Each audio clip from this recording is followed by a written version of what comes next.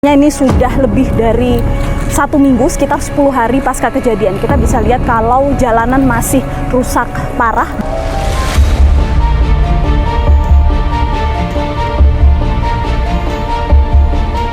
Semua hancur. Kacau lah Kak, karena masyarakat juga udah pada kelaparan kan. Barang di sini habis semua. Udah berapa lama listrik mati, Bu? Sejak kejadian tanggal 25 itu deh.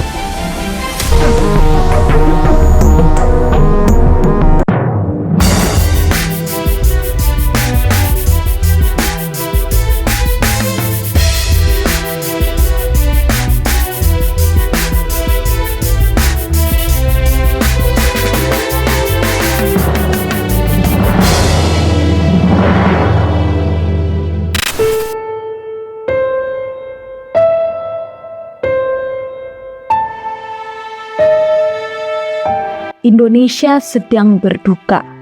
25 November 2025 lalu, banjir dan longsor seketika memporak-porandakan Sumatera. Lebih dari 900 jiwa ditemukan meninggal dunia dan 300 orang lebih dinyatakan hilang. Bencana yang menghantam 3 provinsi sekaligus ini begitu meninggalkan luka yang belum tahu kapan akan pulih. Banjir bandang dan longsor melanda 3 provinsi di Sumatera, Aceh, Sumatera Utara, dan Sumatera Barat. Hingga kini lebih dari 800 orang meninggal dunia, ratusan orang masih hilang, dan jutaan warga terdampak, menjadikannya sebagai salah satu bencana terbesar di Indonesia. Apa dampak yang dirasakan oleh warga dan apa sebetulnya penyebab dari bencana ini? Saya Kristanti Yosefa, Anda menyaksikan Fakta. Di Provinsi Aceh, banjir besar melanda 16 kabupaten dan kota. Beberapa desa bahkan lenyap terseret arus dan hilang tanpa meninggalkan jejak. Di Sumatera Barat, banjir menenggelamkan 16 kabupaten dan kota. Lokasi terparah melanda Kabupaten Agam. Sebanyak 172 warganya ditemukan meninggal dunia dan 72 orang masih hilang. Mereka diduga terbawa arus atau terperangkap material longsor. Di Sumatera Utara, bencana menerjang 18 kabupaten dan kota. Sebanyak 315 orang ditemukan tak bernyawa. Bencana ekologis ini pun membawa langkah kami ke wilayah Tapanuli Tengah.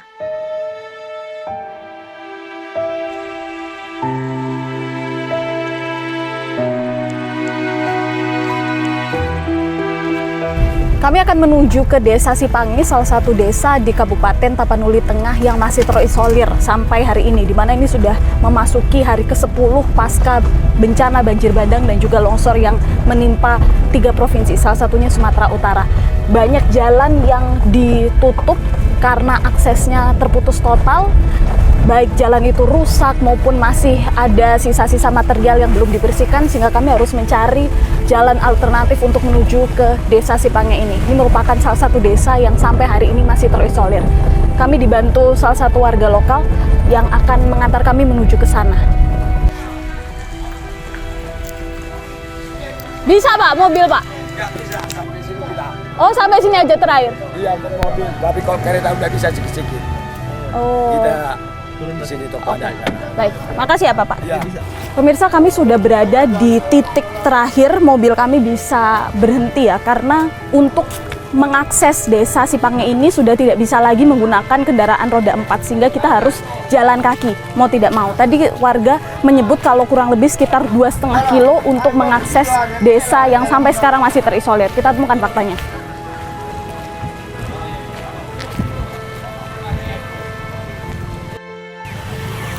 Ini adalah kondisi terkini suasana jalan yang menuju ke arah Desa Sipangi di tanggal 4 Desember 2025. Artinya ini sudah lebih dari 1 minggu, sekitar 10 hari pasca kejadian. Kita bisa lihat kalau jalanan masih rusak parah, belum bisa dilalui oleh kendaraan beroda 4. Dan kita tampak ya dari sini pemirsa, material-material yang dibawa oleh banjir bandang kemarin yang dibawa juga oleh longsor yang terjadi di sini.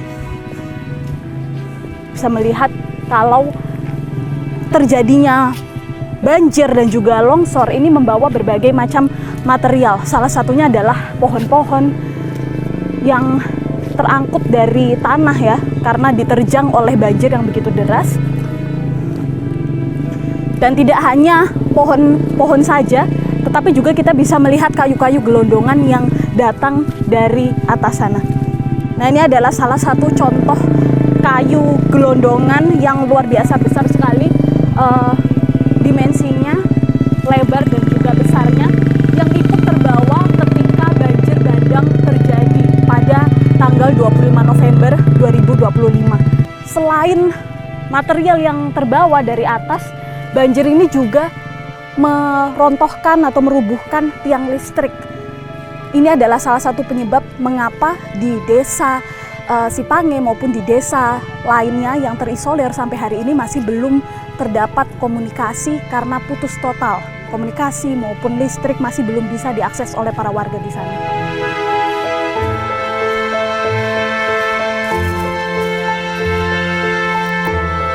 Ini kita sudah berada di jalan Si Barung-Barung yang tampak hancur total, padahal jalan ini menghubungkan akses desa Sipange antara sisi yang satu ke sisi sebelahnya, karena kita bisa lihat kalau ini dialiri dengan sungai ya, tapi jalannya hancur parah.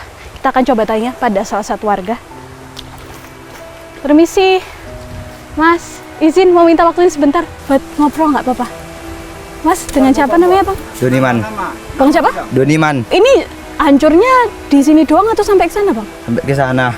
Oh kayak gitu. Gimana kondisinya? Longsor. Nah ini bawa apa Bang? Bawa durian. Ini kita jalan ke sana bisa Bang? Bisa. Terima kasih Bang ya. Iya. Kita akan coba untuk menyeberang ke sana pemirsa. Masih satu desa yang sama, yakni desa Sipange,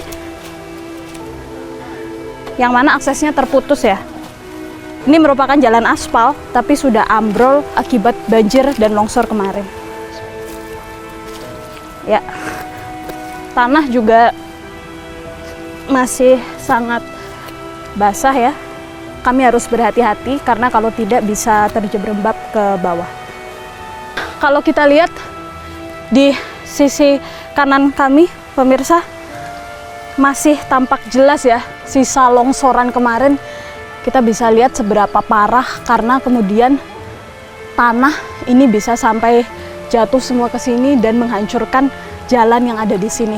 Bahkan kita bisa melihat sisa-sisa pohon-pohon yang sampai sekarang belum dibersihkan, sehingga warga ini kesulitan untuk menyeberang dari sisi yang sebelumnya. Ibu, permisi. Ibu tinggal di mana? Oh di sini. Hancur rumahnya. Oh gitu. Terus gimana dong? Tinggal di mana akhirnya? Itu ada rumah di depan itu, satu lagi yang bertingkat itu ada. Kenapa? Di rumah yang bertingkat itu. Oh di rumah yang bertingkat. Nah ini ngapain sekarang itu? Ini ngapa yang sisa kena banjir itu, ini yang tinggal. Oh gitu. Beras. Padi. Oh padi. Hanya ini sisanya. Iya. Yang lain? Yang lain hamil semua. Kena apa semua, kena timbun. Sama jagung habis semua ludes. Ya Bu, mana lo? Iya. Iya Ibu ya.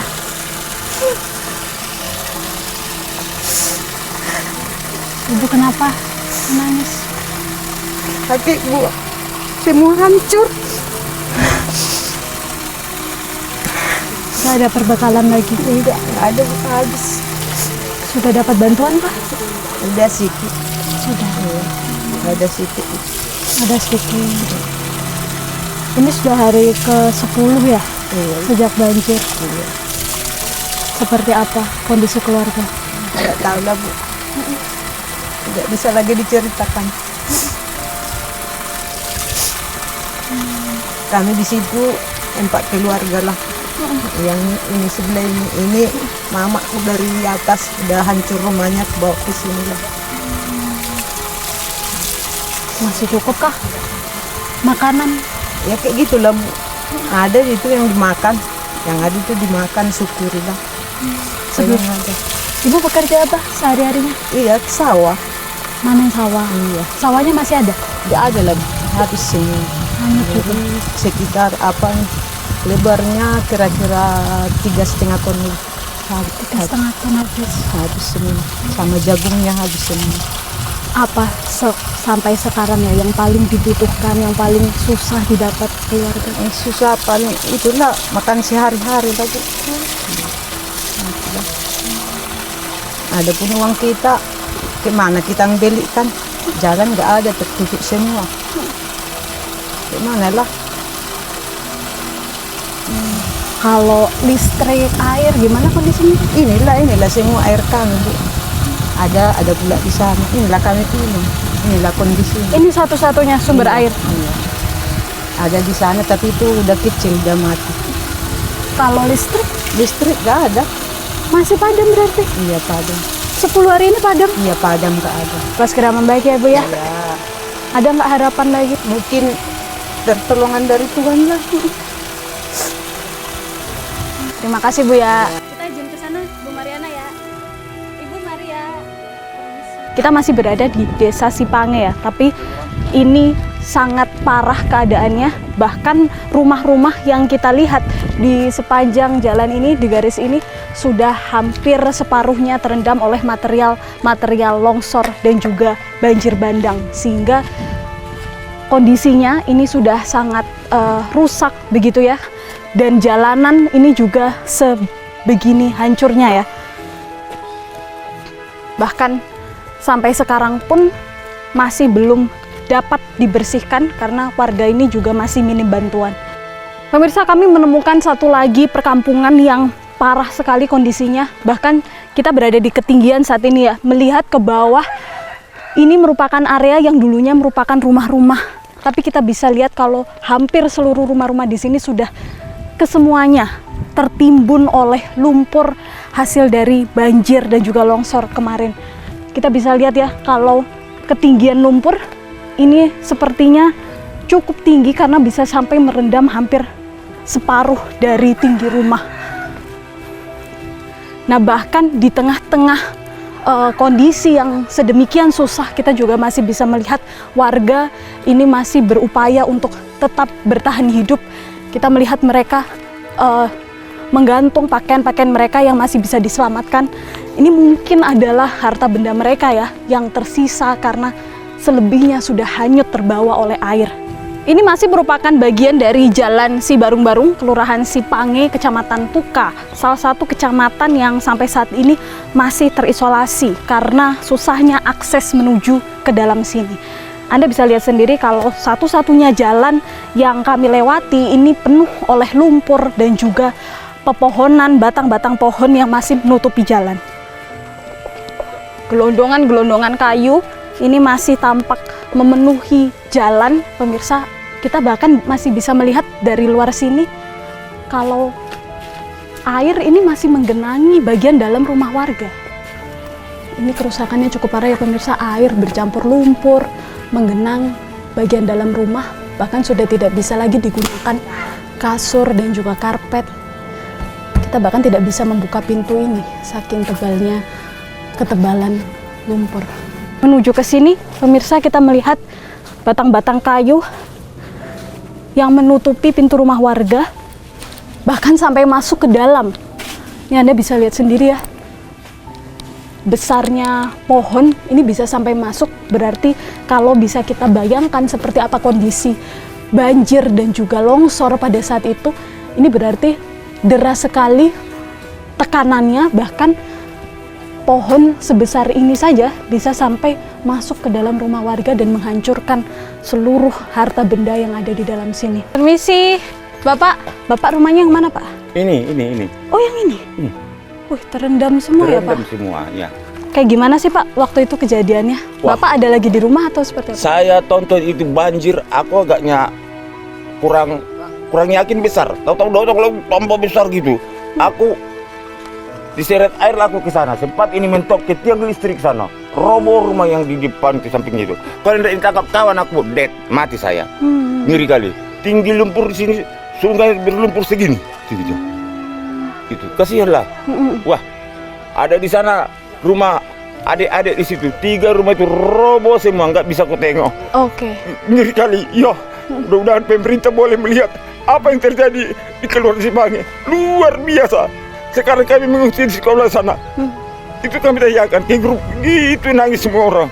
Ngeri. Iya. Iya. Pak, Tengoklah itu yang roboh-roboh. Dan diduga ada roboh gitu. Runtuh rumah ini juga. Tengoklah rumahku ini. Ngeri kalian. Iya. Ngeri.